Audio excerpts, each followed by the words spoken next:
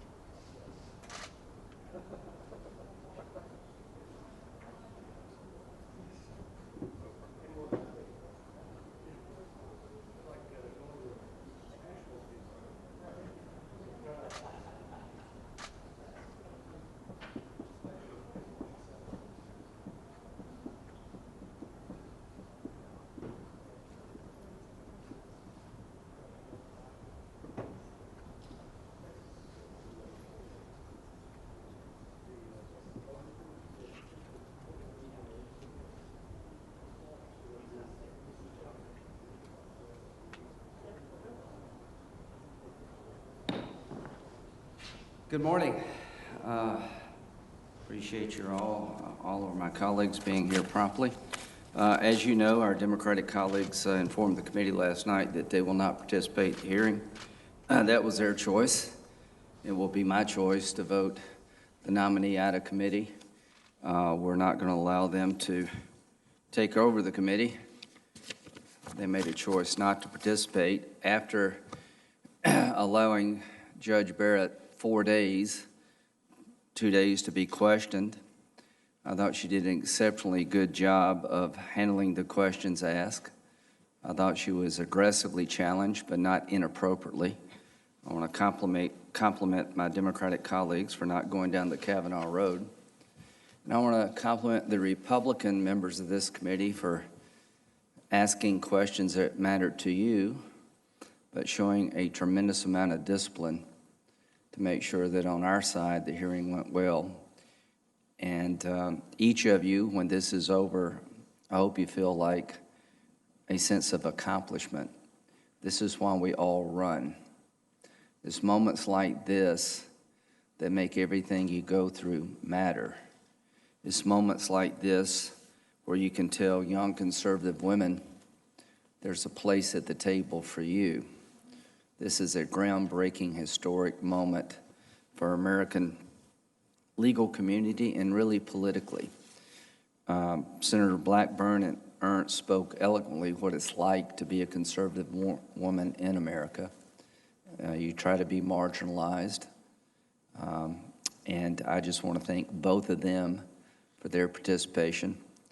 And a bit about the judge, then we're going to vote. I've been here a while, and I've never seen anyone more capable than Judge Barrett on the law. 2 days without a note. Senator Cornyn made that obvious to us. I didn't know she didn't have any notes till you mentioned it. But a deep and wide understanding of the law, but the most important thing to me, understanding what a judge does versus what we do.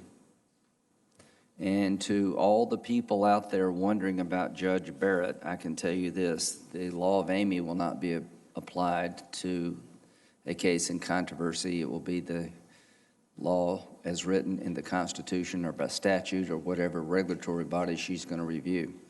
She will take her job on without agenda. But important to me is it's okay to be a complete person and be on the Supreme Court. It's okay to be pro-life.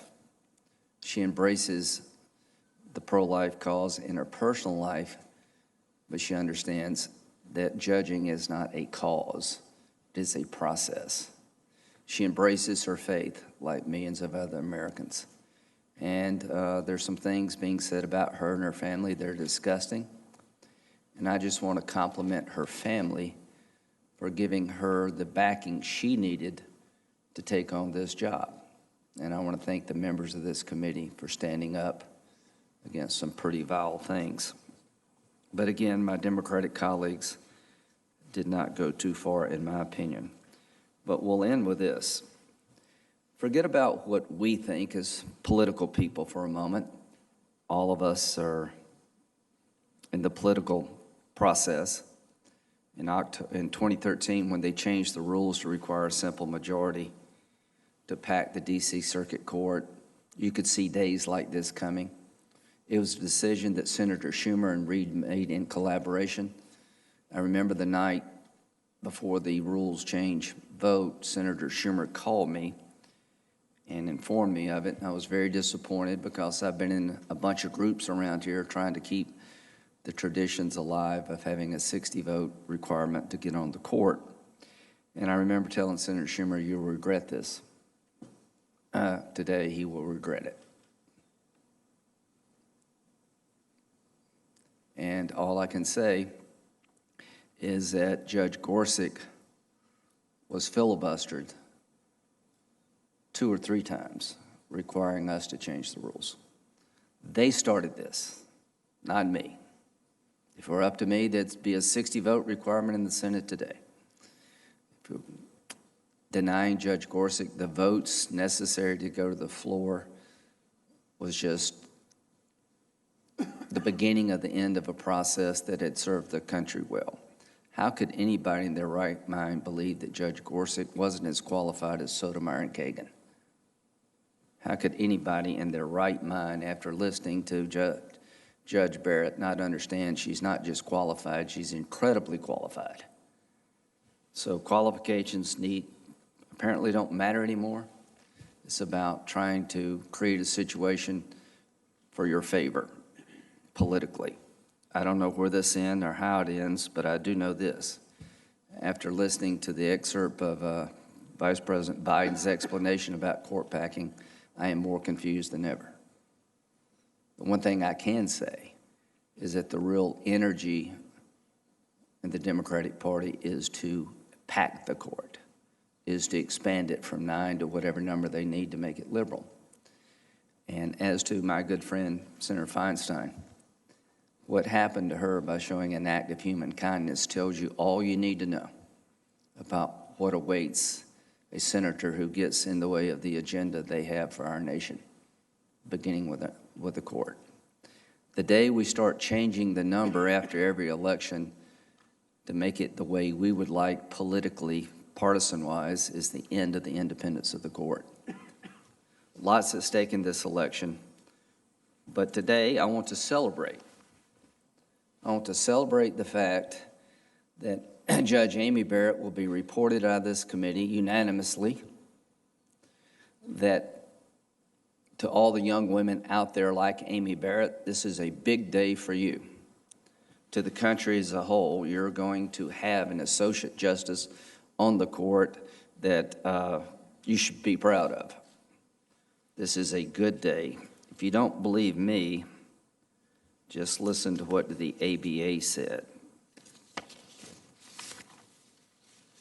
The American Bar Association is not high on Senator Lee's list, and many of you. I think they do give some Republican nominees a hard time, but I've continued to use them because I keep as many traditions in place as I can.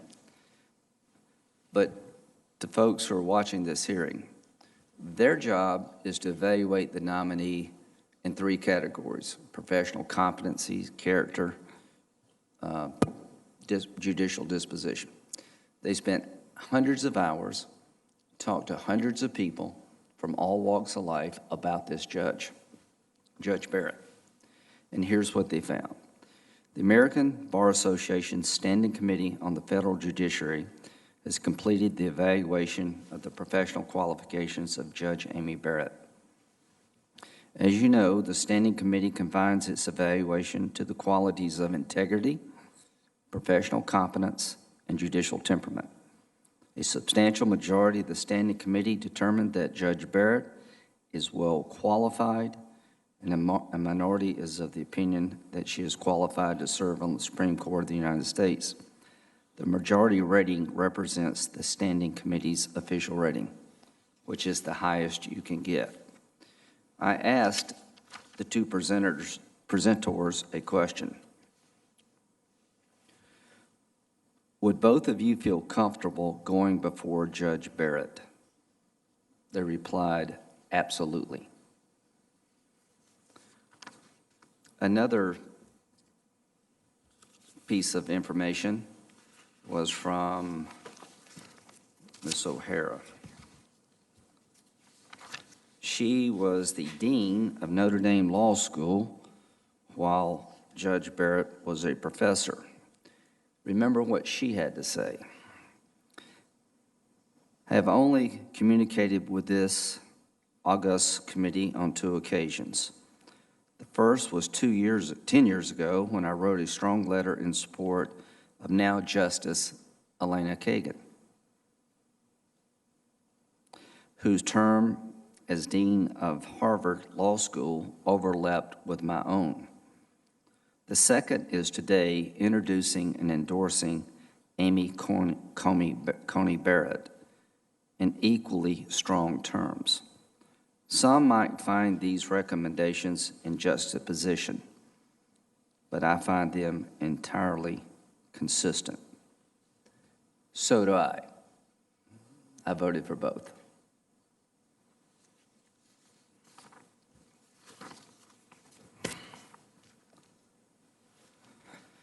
The committee will hold over S 4632, Online Consent Policy Modernization Act.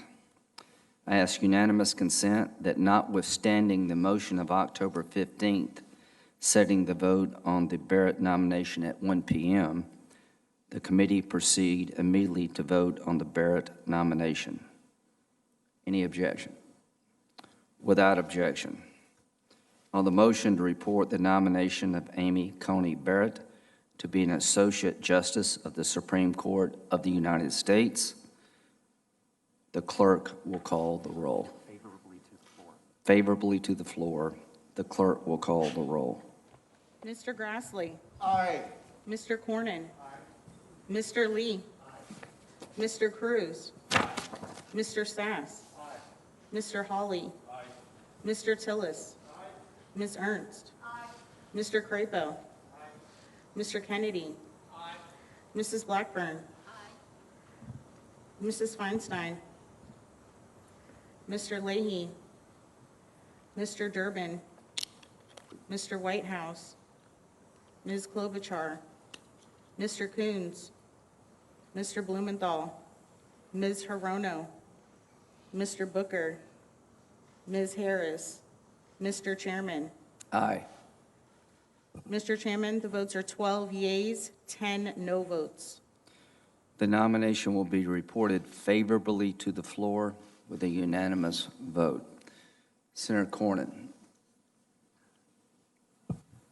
Mr. Chairman, I'll just take a couple of minutes. I just find this to be a surreal environment we're in, where our Democratic colleagues announced yesterday they're going to boycott one of the most important votes this committee will have, probably during our entire senatorial tenure, and that is a vote to confirm, provide advice and consent to a nominee for the Supreme Court of the United States. But I just want to comment on the pictures that are in their chairs, like this is some sort of sporting event during COVID-19, and rather than show up and do their job, they choose to continue the theater that was part of the hearing. And of course, this is all pretextual. Their argument, as I understand it, is somehow Amy Coney Barrett will violate her oath of office, contrary to everything she has done and who she is, and somehow that the Affordable Care Act is in jeopardy. She explained, I think with great skill, the issue before the Supreme Court. It's really one of severability, which is a very technical doctrine. It doesn't have anything to do with the merits of the Affordable Care Act. It has to do whether you can sever the unconstitutional portion from the rest of the ACA and that it will survive. But the fact is, Democrats have already moved on from the ACA. In Senator Cruz in my state, in the last 6 years, the premiums for an individual under the ACA have gone up, I believe, 57%. The average deductible is about $3,000. For a family of four, the deductible is $12,000, which means that in essence, you do not have insurance coverage. You're essentially self-insured. So what Democrats have done is they realized that all of the promises that were made to the American people leading up to the passage of the ACA, they have been broken. I remember President Obama saying, if you liked your policy, you could keep your policy. If you liked your doctor, you can keep your doctor. None of that's true.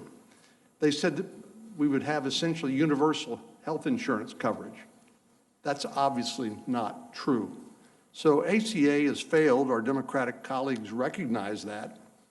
And that's why they have, from the presidential candidates running in the primary all the way down to people running in this election on November 3rd, including in my state, have advocated a single-payer system, sometimes called Medicare for all, sometimes called the public option, but it's all a slippery slope toward a single-payer system. And I just think it's important to point out what they are advocating, because it is extraordinarily radical. For the 100 and maybe 80 million Americans who get their health insurance on the job, they would eliminate that. They would take that away from them in order to put them on a single-payer government program. Medicare, as we know, has its own financial problems and something we obviously need to shore up. It's a commitment we've made to our seniors that if you pay into the Medicare program, you're going to have health coverage when you become eligible. But dumping 330 million people into the Medicare program in a single payer system will bankrupt it.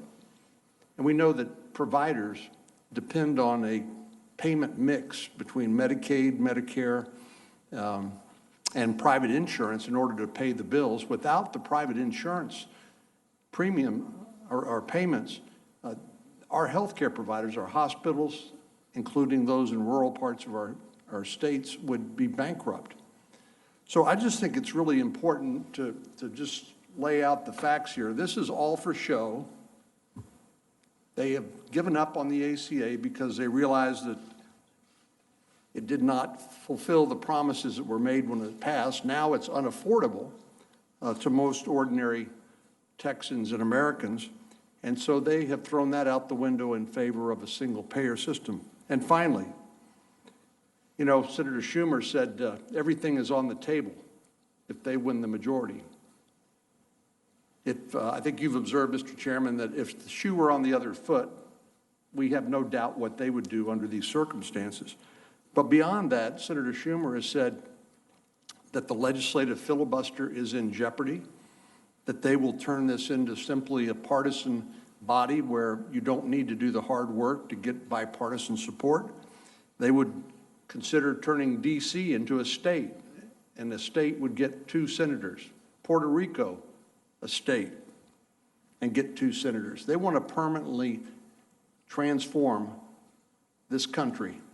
This isn't about incremental change. This is about revolutionary changes in our country. And then finally, as we've all observed, they're advocating packing the Supreme Court with additional partisan judges. And as Ruth Bader Ginsburg pointed out, there goes the crown jewels of the American Republic, which is our independent judiciary. It becomes nothing but another political body, a second legislative or political branch.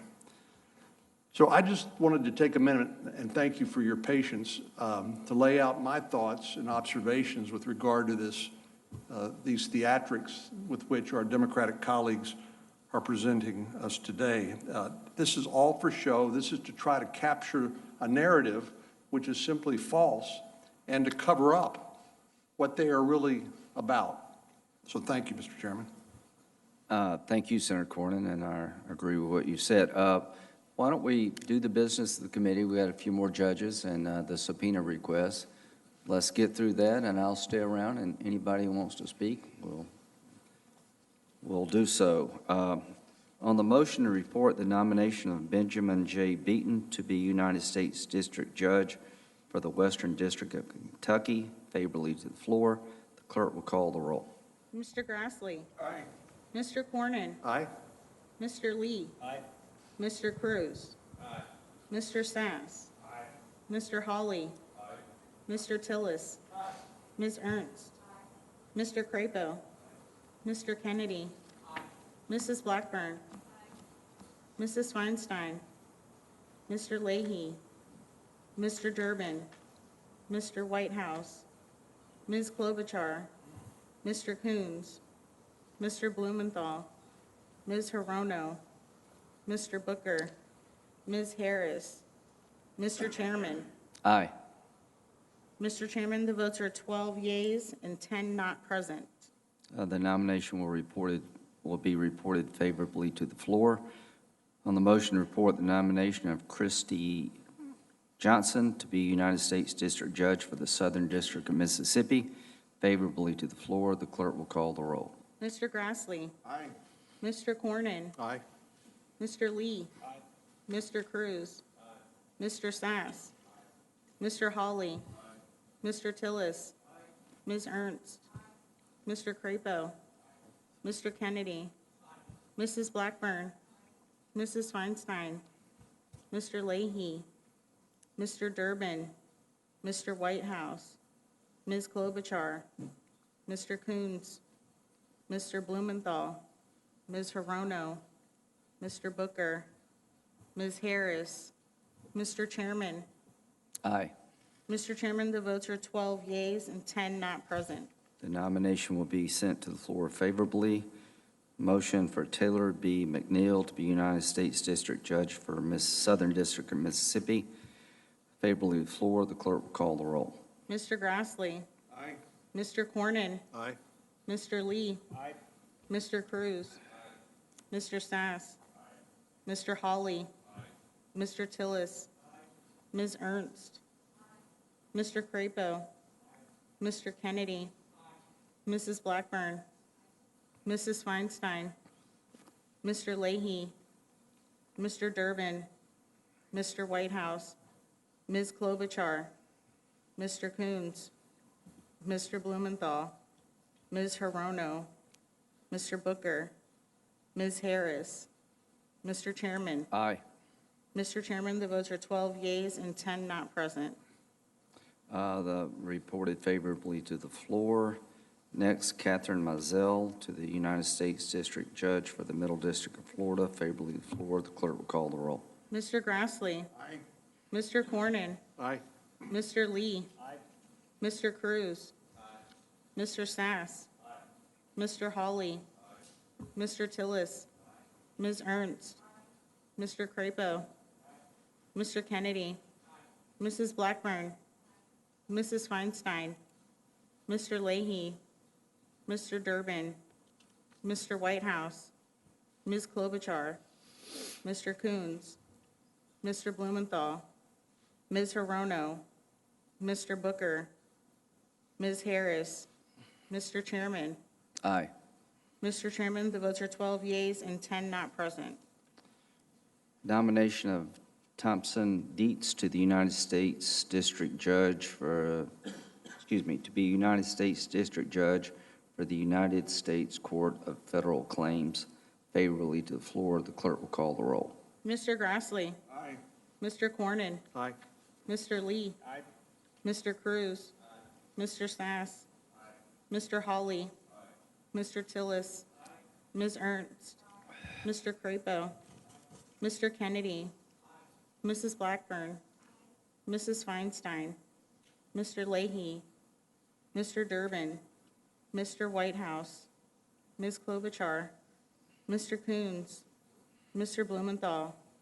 Ms. Hirono. Mr. Booker. Ms. Harris.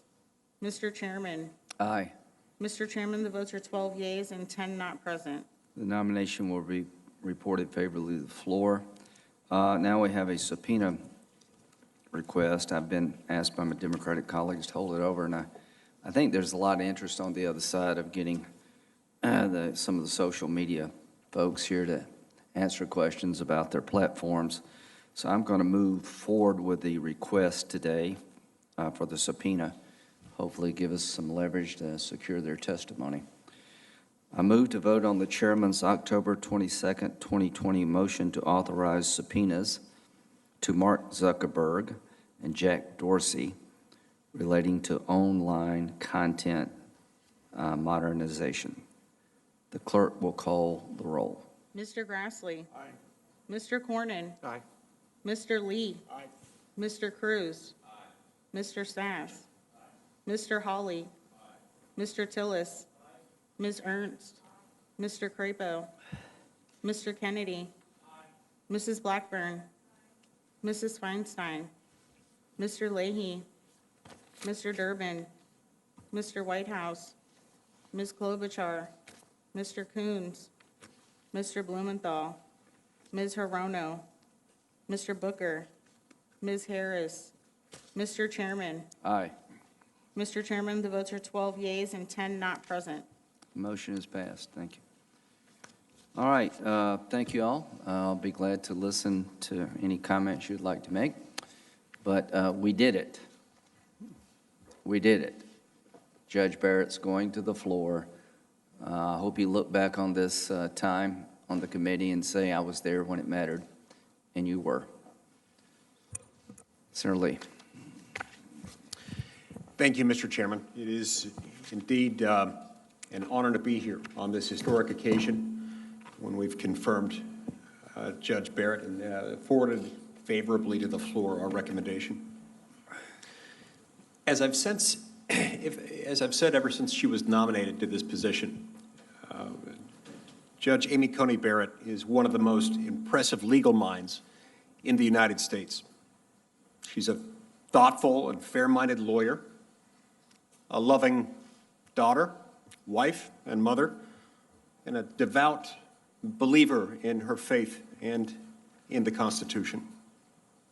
She was arguably the most impressive judicial nominee that I've ever seen in any of these hearings.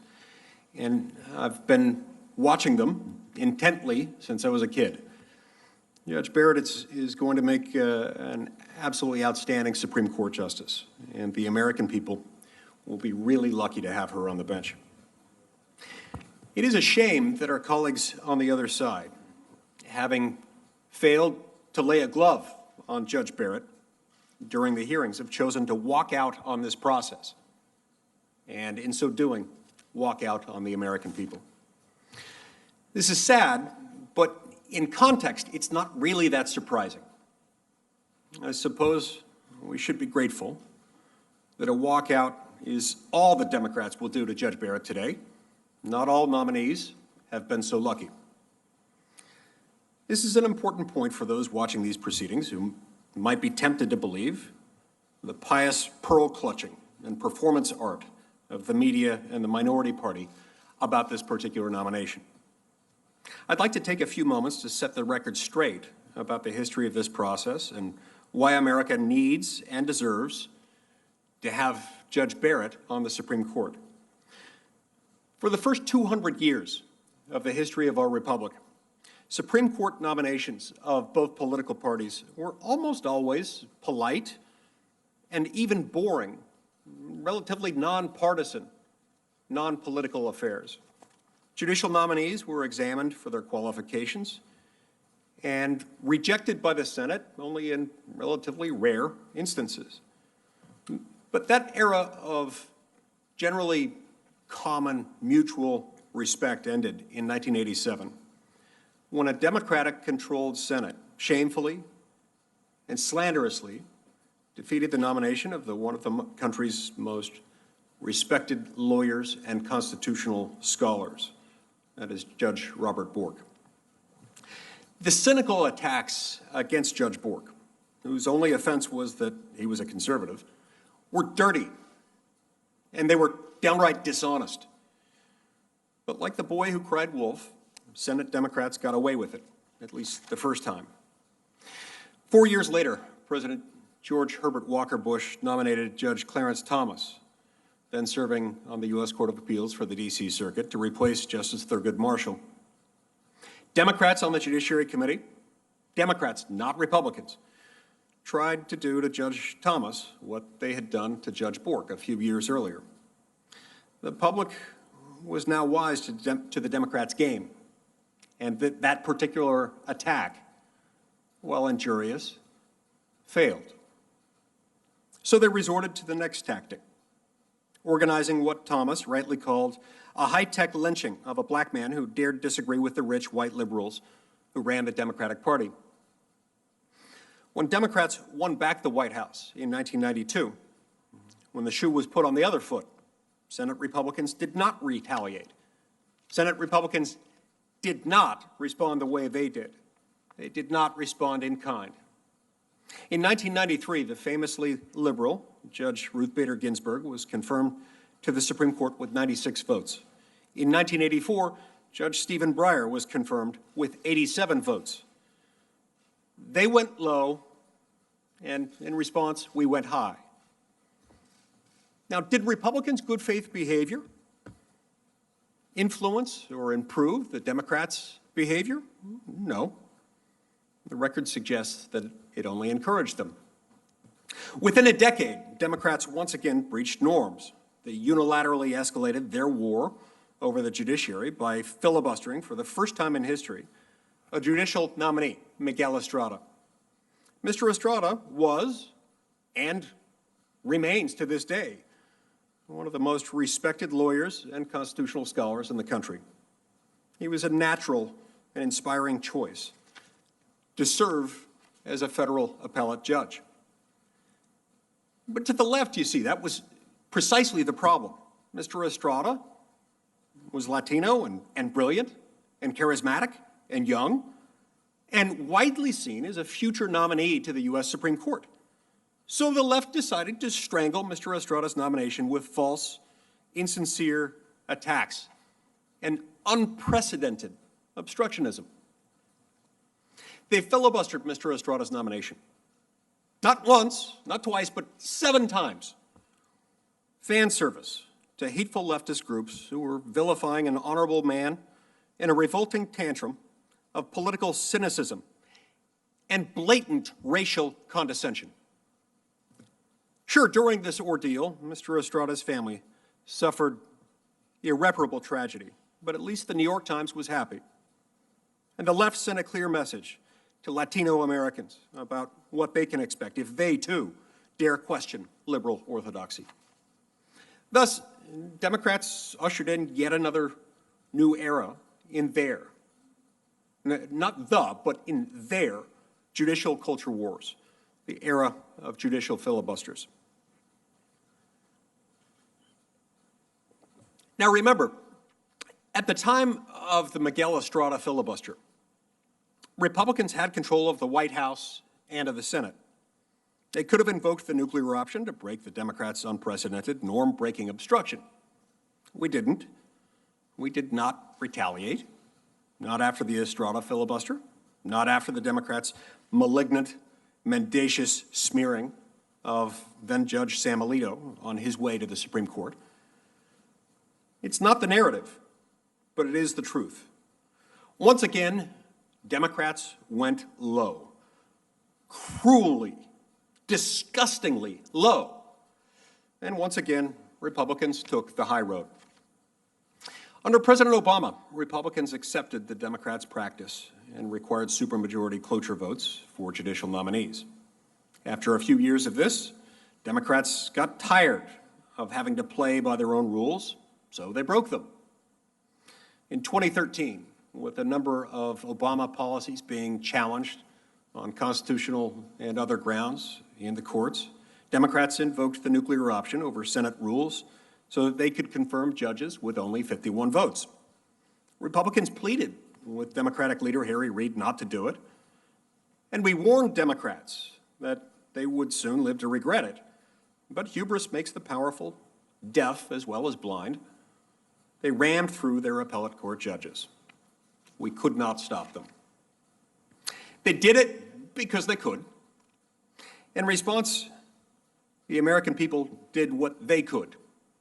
In the next election, and in fact, in every single congressional election since the Democrats went nuclear in 2013, the American people returned a Republican majority to the Senate. That included the election of 2014, which meant that when President Obama appointed Judge Merrick Garland to replace the late Justice Antonin Scalia, the Senate, following precedent established by Democrats decades earlier, rejected that nomination. That included the election of 2016, when Donald Trump was elected president. When he selected Judge Neil Gorsuch to replace Justice Antonin Scalia, Democrats once again filibustered and then feigned outrage as Republicans followed Democrats' precedent again and triggered the nuclear option on Supreme Court nominations. Now, let me go on record. I initially had concerns about this move. In conference meetings for some time, I argued to my colleagues that we ought to at least try to find another way, try to see if we could figure out a way to restore the judicial filibuster and simultaneously preserve this important part of the Senate's institutional design and of presidential prerogative. I lost that argument. My position may have been principled, but in the context of the Democrats' relentless and endless pattern and practice of abusing their power, it was untenable. I tried to persuade my colleagues to seek a good faith bipartisan solution. The problem was that while solutions were easy to imagine, the left's good faith was not. The only precedents Democrats had given us to work with were Bork, Thomas, Estrada, and the nuclear option. My colleagues pointed out the obvious. Democrats' embrace of judicial power and of judicial total war was not a slide down a slippery slope. It was a giddy, enthusiastic leap that they still don't regret. Just look at the record since then.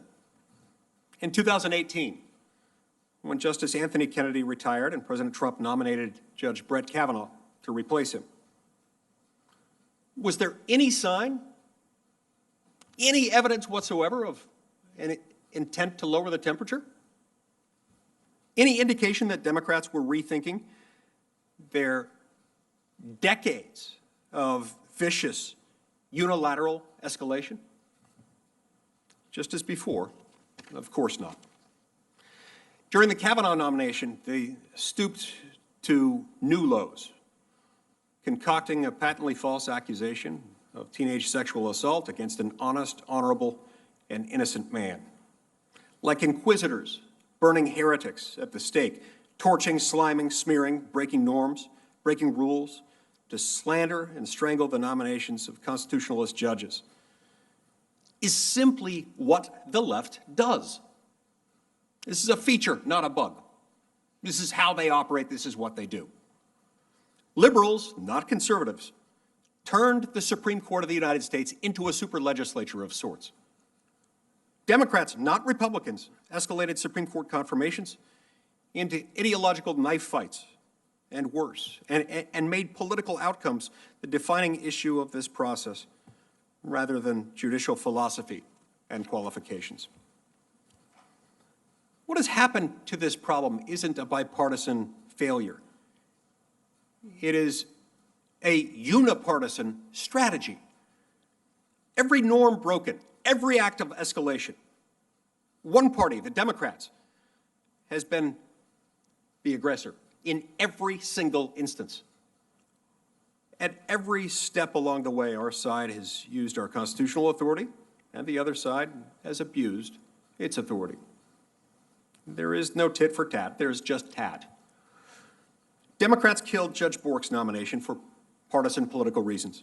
They killed Miguel Estrada's nomination for partisan political reasons. They slandered Justice Thomas, Justice Alito, and Justice Kavanaugh for partisan political reasons. They nuked the filibuster, again, for partisan political reasons. And now they're trying to scuttle this meeting, this hearing, this vote for partisan political reasons. When it comes to the judiciary, abuse of power is their agenda. Now, the left seems to think that the Supreme Court exists for this purpose and that it exists to impose their very worst ideas onto the public, onto those recalcitrant members of the public, those people we call citizens who refuse blindly to go along with their entitled extremism. They want the court to empower abortion activists and woke performance artists, campus and corporate elites, and social media outrage addicts to tell everyone how to live without votes, without accountability, and without debate. Taking debatable matters and placing them beyond debate seems to be their formula. They don't want democracy. They don't want representative government. They want docility. And Judge Amy Coney Barrett is not going to give it to them. She's not going to politicize the Supreme Court. She's going to help depoliticize a court that the left has spent decades turning into an extra-constitutional Sanhedrin of philosopher kings. She's going to turn back policy decisions and political debates back to the people and their elected accountable representatives, where they properly belong. Judge Barrett understands that under our Constitution, policy is supposed to be determined by the priorities of the people, not editorial boards or Twitter trolls or safety school faculty senates. That is why the left is so furious about this nomination. For all the pious pablum you hear on MSNBC, and for all the pious pablum you'll hear on MSNBC and those other networks tonight. Understand, they aren't angry because this process isn't fair. They're angry because it is. Not because they think Amy Coney Barrett is going to be a partisan justice, but because they know she will not be. They're not afraid Judge Barrett will legislate from the bench, but that she will force Democrats and Republicans to legislate from legislatures, as the Constitution itself requires.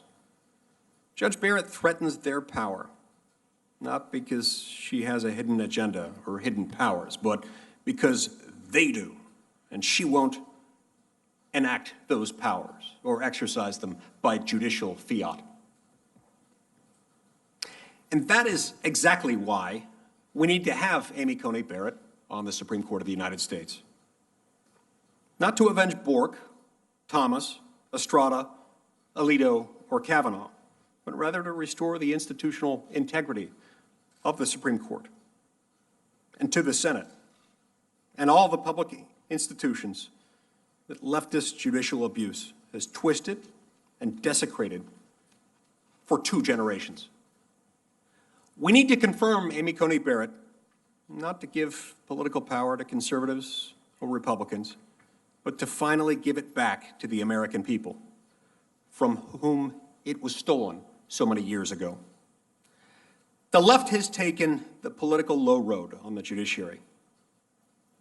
For decades, Amy Coney Barrett will take the constitutional high road for decades to come, every day earning, in more ways than one, her new title of justice. Thank you, Mr. Chairman. Thank you. Well said, Senator Lee. And I have a full statement I'll introduce into the record without objection about the process. I think Senator Grassley would like to speak for about 5 minutes. Is that correct? I hope it won't irritate you, Mr. Chairman, It will. if Music to my I ears. take a few minutes. Take your time. Senator Grassley. Obviously, our colleagues don't think that they ought to represent their states by, and that's what they're not doing, is representing their people when they don't show up here. I'm talking about my colleagues across the aisle. But those of us that are here are pleased to have voted Judge Amy Barrett's nomination out of committee to the floor. And the reason for doing that is that she has the temperament and humility that we would expect of a judge. She approaches cases without bias and agenda. Most importantly, she understands that a judge should interpret, not make the law. She was thorough, candid, and forthright in the hearing, but when pressed on how she might rule in a case, Judge Barrett properly applied the Ginsburg rule, and that rule demonstrates her independence by not showing any hints, previews, or forecasts. And those 3 words are from the Ginsburg testimony of about 28 years ago. Judge Barrett clearly respects precedent, and she practices judicial restraint. Her judicial method is rigorous and exacting, but fair and open-minded. I specifically asked Judge Barrett if she had made any promise to anyone about how she might rule on a case. She responded, "The answer is no." Quote, "The answer is no. It would be inconsistent with judicial independence." End of quote. She just expressed there what we expect and learned from 8th grade civics, what the checks and balances of government are all about. The Supreme Court is the court where we expect them to make sure that the executive branch and the legislative branch doesn't go outside the bounds that the Constitution sets for this Congress and the executive branch. Judge Barrett is even-handed and has ruled for both plaintiff and defendants in all kinds of cases, that since she served on the Seventh Circuit Court of Appeals, when asked if she would follow the law wherever it leads, she said yes.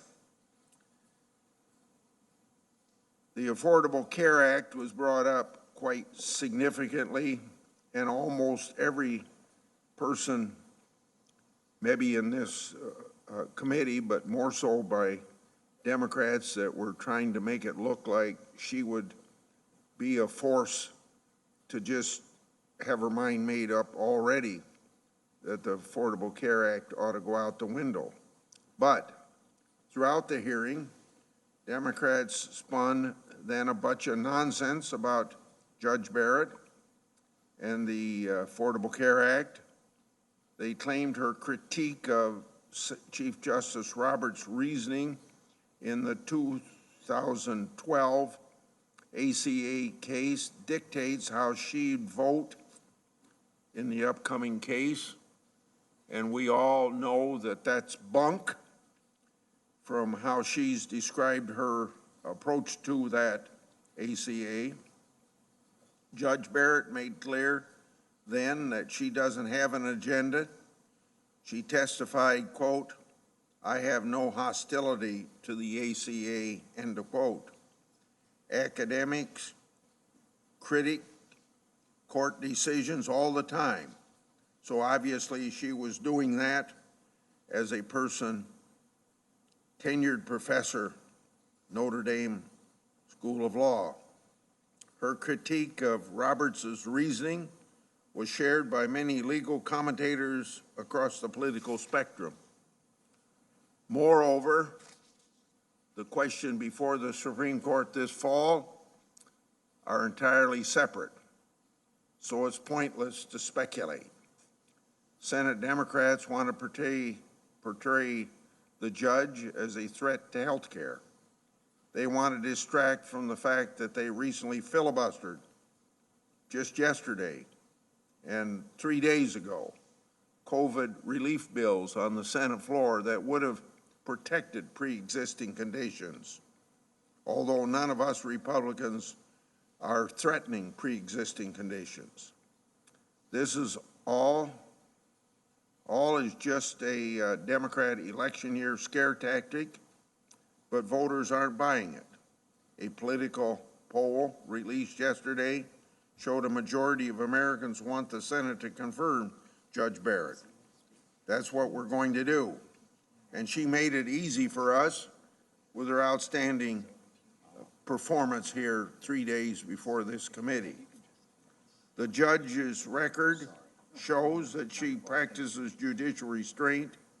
In her words, a judge who approaches a case as an opportunity, I better say this is her quote, "A judge who approaches a case as an opportunity for an exercise of the will has betrayed her judicial duty," end of quote. The judge won't be a politician on the bench. She'll make decisions as they should be decided in an impartial manner and in accordance with the law and the Constitution. I take the judge at her word, quote, in my time as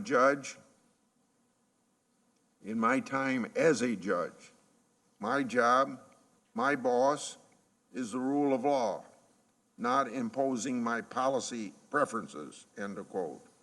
So I'm pleased that we have voted Judge Barrett out of committee to be an Associate Justice of the Supreme Court. Thank you, Mr. Chairman. Thank you, Senator Grassley. Senator Hawley would like to present a statement for the record, and that will be allowed without objection. Senator Cruz. Thank you, Mr. Chairman. I want to commend you, Mr. Chairman, on conducting a remarkable set of hearings last week.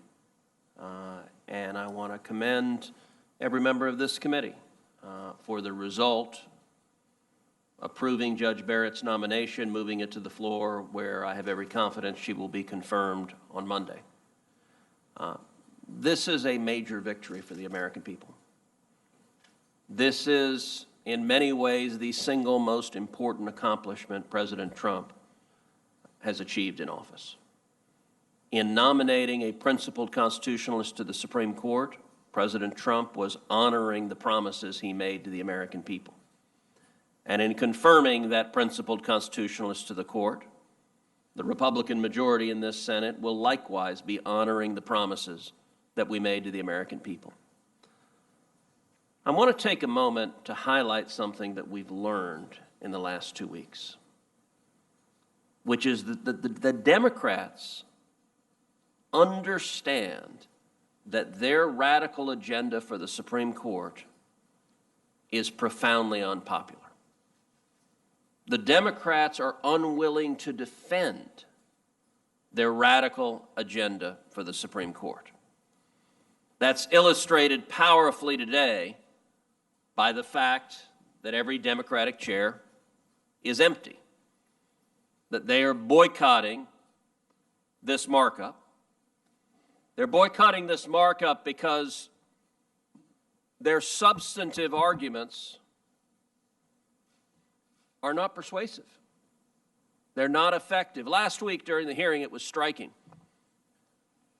Not a single Democrat asked any questions that defended the far left's view of religious liberty, which is that the Supreme Court should go through the public square, scour the public square to remove any reference to God Almighty. Not a single Democrat defended the far left's radical view of religious liberty, that the government has the power to punish you for living out your faith. I noticed these lovely photographs in the place where our Democratic colleagues normally would be. You know, one photograph I don't see is a photograph of the Little Sisters of the Poor. Little Sisters of the Poor, a Catholic convent of nuns who've taken a vow of poverty, who the Obama administration persecuted because they were living according to their religious faith, and who Joe Biden pledges to once again persecute if he is elected. Not a single Democrat in this committee defended that radical view of religious liberty because the American people don't want it. They want a court that will actually protect our religious liberty, not take it away. Not a single Democrat during the hearing last week defended the Democrats' radical view of free speech, which is that the federal government has the authority to regulate political speech, to regulate your free speech, and to silence you if you dare criticize a politician. That is a terrifying increase in government power. There have been 4 votes on the left for that proposition, that the federal government has the power to ban movies, that the federal government has the power to ban books. That was the position of the 4 dissenters in Citizens United, and not a single Democrat would defend that radical proposition because the American people have no interest in a federal government that has the power to regulate free speech. On the Second Amendment, not a single Democrat defended the proposition that 4 dissenters in Heller versus District of Columbia maintained, which is that the Second Amendment protects no individual right to keep and bear arms whatsoever, which means that government can make it a crime, a felony for any American to own a firearm, and there's nothing you can do to challenge it in court. There are 4 votes for that, 1 vote away. Not a one of them defends that radical proposition. And so I would say to all of us in the majority, we should take solace from this. They know the propositions they're advancing are radical, they are extreme, they're not what the American people want. To all of the grassroots activists who are out there fighting right now, less than 2 weeks away from Election Day, fighting to defend the Constitution and Bill of Rights, take solace in the fact that our absent Democrats understand last week was not going well for them. They tried to ask a few questions of Judge Barrett, and they realized this ain't good. The American people seeing this smart, calm, talented, principled jurist pledging to defend the Constitution, That is a problem for us, the Democrats. And by day 2 of the questioning, they had gotten out of Dodge. By midday, there were only 2 Democrats even left in the hearing room. Now, of course, 2 Democrats is more than we have here today. So it went from barely being present to being totally absent. There's a reason why Joe Biden and Kamala Harris refused to answer the question whether they intend to pack the court, because the answer is yes. If they get power, they will move to pack the court, to expand the number of justices, to fill it with partisans, an abuse of power that would do immense damage to the independence of the judiciary. And why won't they answer the question? Because they know it is profoundly unpopular. They know the American people don't want to see the court politicized, its independence destroyed, which is what today's Senate Democrats are pushing. The stakes of this confirmation and the stakes of this election coming up in 2 weeks are enormous. The reason the Democrats want to see leftists on the court is so that a majority of judges, unelected lawyers in robes, can mandate policy outcomes that the American people don't want, that they would never vote for, without our colleagues having to take responsibility for it. There are times when it seems Republican senators don't necessarily understand that the principles we're fighting for, the overwhelming majority of the American people are with us. But you know who understands that very well? The Senate Democrats who refuse to attend today. Congratulations, Mr. Chairman. Thank you, Senator Cruz, for your participation in this hearing process. You bring a lot to the table for the conservative point of view and actually understand the process as well as anybody I've ever met. And thank you, Senator Lee, for reminding us how we got here. We got here through a tortured tale of abusing people, of trying to get outcomes, changing the rules to accommodate political desires, and it's ended today. I would love to go back to the traditional Senate approach of having to grab some people on the other side of the aisle to confirm a judge, but that was abandoned in 2013 for a purpose, to stack the D.C. Court of Appeals. That's where all litigation involving the federal government goes. And Senator Schumer and Senator Reid, to his credit, says, I did it, I'd do it again, and we should change the legislative filibuster. That's where Senator Harry Reid's at. I'm hoping that this election, people will listen to what Senator Cruz just said.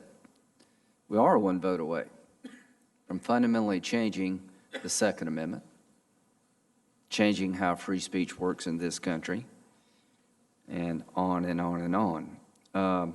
So when they changed the rules in 2013 and filibustered Justice Gorsuch, requiring us to change the rules, it set in motion some things that I've worried about for a long time. But here's some good news. The Judiciary Committee got it right when it came to Judge Barrett. We did the right thing. It would have been wrong to deny her a vote. In my view, if you're a Republican, it would have been crazy not to vote for her. As a Democrat, you may not agree with her judicial philosophy, which is rejection of judicial activism and a originalist point of view of how you approach case and controversies, but you should have seen in her what I saw in Sotomayor and Kagan, qualifications. You've abandoned that. You expected me to impose the qualification test on Sotomayor and Kagan, and I did. It used not be this way. Justice Scalia got like 96 votes. Justice Ginsburg got 96 or 97. Senator Thurmond, my predecessor, voted for Ginsburg because she was qualified. Senator Hollings, a Democratic senator from South Carolina, voted for Scalia because he was qualified. What the hell happened? It wasn't us. Senator Lee made a very compelling case that it changed. It began, I think, with Bork, continued with Thomas, Alito, and it crescendoed with Kavanaugh. And I want to thank my Democratic colleagues who did participate in the hearing, so you could ask her hard questions and suggest that she would not be open-minded. I think you lost that debate, but you did show up to ask her questions. You should be here to vote. She deserves a vote, yes or no. If you vote no, then you're solidifying the idea that qualifications no longer matter. If you vote yes, I don't know if you could still stay in the Democratic Party. I'm still here. I voted for Sotomayor and Kagan. I'm doing fine. It's just a shame that we've allowed it to get to where we have. It's a shame that my colleague, Senator Feinstein, who opposed the process and opposed the nomination, had a moment of human interaction, which apparently is it's not enough to agree with the cause. You got to hate the people they want you to hate. Boy, America is in for a real tough ride if it's not enough to agree with the underlying cause. You must hate to be really a legitimate liberal. It's not enough that you embrace the cause, but you have to hate. I hope that doesn't come on our side, because then we'll be reduced to hating each other rather than debating each other. It won't be about our ideas. It'll be about the fact that we just oppose the concept of each other. So I want to end this on a positive note. President Trump had a list that was vetted, and he picked Judge Barrett out of a list of really qualified people. As Senator Cruz said, I think maybe it's his most important decision. And this will be a historic moment. It's historic for young conservative women, knowing that there's a place at the table for you. I think it's a historic moment for the court to have somebody like Judge Barrett on the court who openly embraces their faith and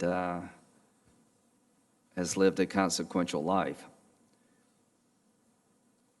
America is for all of us, African American and people of color who embrace Republican ideas and conservatism.